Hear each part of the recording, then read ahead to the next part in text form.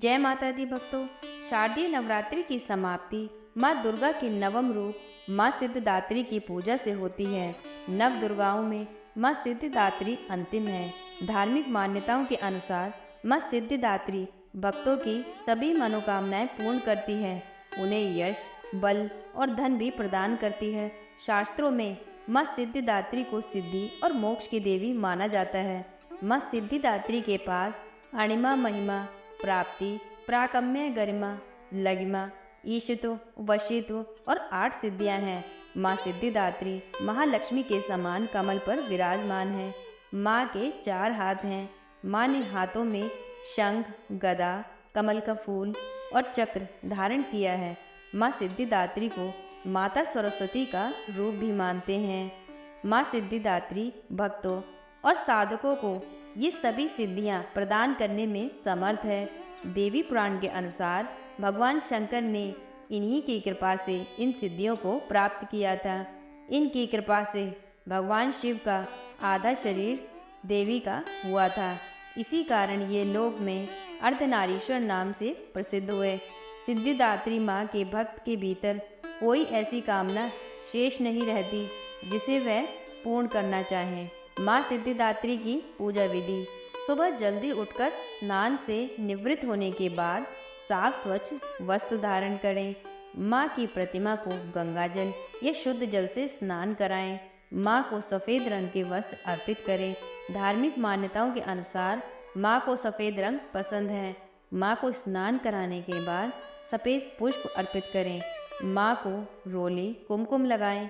माँ को मिष्ठान व पंचमेवा फल अर्पित करें। माँ सिद्धिदात्री को प्रसाद, नवरस युक्त भोजन, 9 प्रकार के पुष्प और 9 प्रकार के फल ही अर्पित करने चाहिए। माँ सिद्धिदात्री को मौसमी फल, चना, पूड़ी, खीर, नारियल और हलवा अति प्रिय है। कहते हैं कि माँ को इन चीज़ों का भोग लगाने से वह प्रसन्न होती है। और माँ सिद्धिदात्री का अधिक से अधिक ध्यान करें। माँ की आरती भी करें। नवमी के दिन कन्या पूजन का भी विशेष महत्व होता है। इस दिन कन्या पूजन भी करें। नवरात्रि की नवमी तिथि को बैंगनी या जामुनी रंग पहनना शुभ होता है। यह रंग अध्यात्म का प्रतीक होता है। माँ सिद्धिदात्री की कथा: पौराणिक कथाओं के अनुसार जब ब्रह्मांड पूरी तरह से अंधेरे से भरा हुआ एक विशाल शून्य था, दुनिया में कहीं भी किसी प्रकार का कोई संकेत नहीं था, तब उस अंधकार से भरे हुए ब्रह्मांड में ऊर्जा का एक छोटा सा पुंज प्रकट हुआ। देखते ही देखते उस पुंज का प्रकाश चारों ओर फैलने लगा। फिर उस प्रकाश के पुंज ने आकार लेना शुरू किया और अंत में वह एक दिव्य नारी के आकार में विस्तृत होकर रुक गया।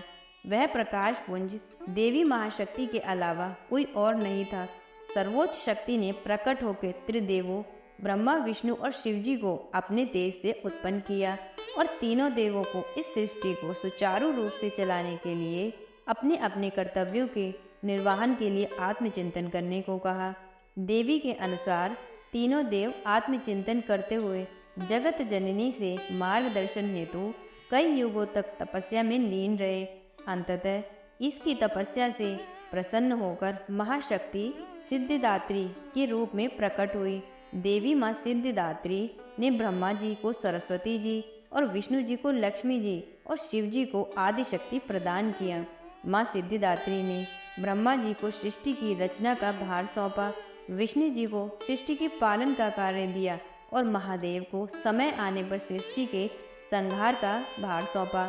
माँ सिद्धिदात्री ने तीनों देवों को बताया कि उनकी शक्तियाँ उनकी पत्नियों में हैं, जो उनके कार्य निर्वहन में उनकी सहायता करेंगी। उन्होंने त्रिदेवों को दिव्य चमत्कारी शक्तियाँ भी प्रदान की, जिससे वह अपने कर्तव्यों को पूरा करने में सक्षम हो सकें। देवी ने उन्हें 8 अलौकिक शक्तियाँ प्रदान की। इस तरह 2 भागों में नर एवं नारी, देव दानव, पशु पक्षी, पेड़ पौधे तथा दुनिया की कई और प्रजातियों का जन्म हुआ। आकाश असंख्य तारों, आकाश गंगाओं और नक्षत्रों से जगमगा उठा। पृथ्वी पर महासागरों, नदियों, पर्वतों, वनस्पतियों और जीवों की उत्पत्ति हुई। इस प्रकार माँ सिद्धिदात्री की कृपा से सृष्टि का संचार, पालन और संहार कार्य संचालित हुआ। दूसरी कथा। एक अन्य पौराणिक कथा के अनुसार जब सभी देवी देवता महिषासुर के अत्याचार से परेशान हो गए थे, तभी सभी देवताओं ने त्रिदेवों की शरण ली और फिर त्रिदेवों यानी ब्रह्मा, विष्णु और महेश ने अपने तेज से माँ सिद्धिदात्री को जन्म दिया था। इसके बाद सभी देवताओं ने इन्हें अपने शस्त्र प्रदान किए। माता ने महिषासुर से युद्ध करके उसका अंत कर दिया। तो भक्तों, ये थी नवरात्रि के 9वें दिन माँ सिद्धिदात्री की कथा और उनकी पूजा विधि। तो आज की कथा आपको कैसी लगी प्लीज़ कमेंट करके बताएं, और ऐसी ही और अच्छी अच्छी कथाएं जानने और सुनने के लिए हमारे चैनल को सब्सक्राइब करें। थैंक यू भक्तों। जय माता दी।